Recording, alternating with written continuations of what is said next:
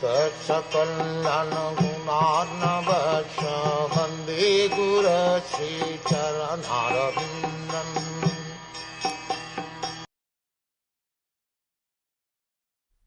The self-centered materialistic ego, thus being transformed into three features, becomes known as the modes of goodness, passion, and ignorance in three divisions, namely the powers that evolve matter, knowledge of material creations, and the intelligence that guides such materialistic activities. Narad, you are quite competent to understand this. Materialistic ego, or the sense of identification with matter, is grossly self-centered, devoid of clear knowledge of the existence of God. And this self-centered egoism of the materialistic living entities is the cause of their being conditioned by the other paraphernalia and continuing their bondage of material existence. In the Bhagavad Gita, this self-centered egoism is very nicely explained in the 7th chapter. The self-centered impersonalist, without a clear conception of the personality of Godhead, concludes in his own way that the personality of Godhead takes a material shape from his original impersonal spiritual existence for a particular mission. And this misleading conception of the Supreme Lord by the self-centered impersonalist continues, even though he is seen to be very interested in the Vedic literatures, such as the Brahma Sutras and other highly intellectual sources of knowledge. This ignorance of the personal feature of the Lord is due simply to ignorance of the mixture of different modes.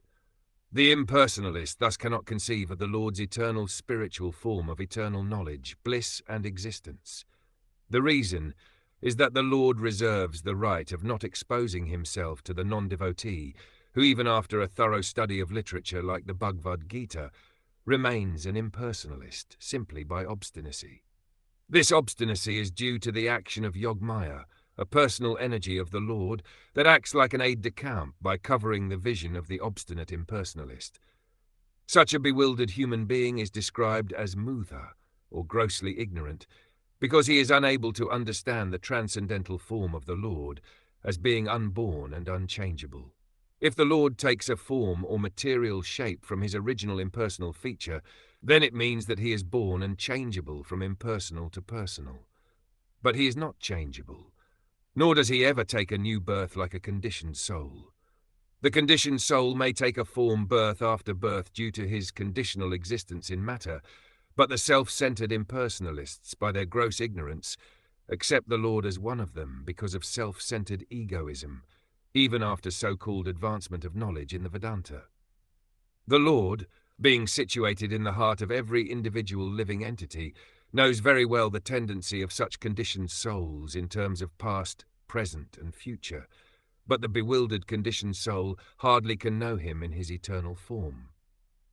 By the will of the Lord, therefore, the impersonalist, even after knowing the Brahm and Paramatma features of the Lord, remains ignorant of his eternal personal feature as ever-existent Narayan, transcendental to all material creation. The cause of such gross ignorance is constant engagement by the materialistic man in the matter of artificially increasing material demands. To realize the Supreme Personality of Godhead, one has to purify the materialistic senses by devotional service. The mode of goodness, or the Brahminical culture recommended in the Vedic literatures, is helpful to such spiritual realization, and thus the Jnana Shakti stage of the conditioned soul is comparatively better than the other two stages, namely Dravya Shakti and Kriya Shakti. The whole material civilization is manifested by a huge accumulation of materials, or in other words, raw materials for industrial purposes, and the industrial enterprises are all due to gross ignorance of spiritual life. In order to rectify this great anomaly of materialistic civilization, based on the principles of Dravya Shakti and Kriya Shakti, one has to adopt the process of devotional service of the Lord by adoption of the principles of Karma Yoga mentioned in the Bhagavad Gita as follows.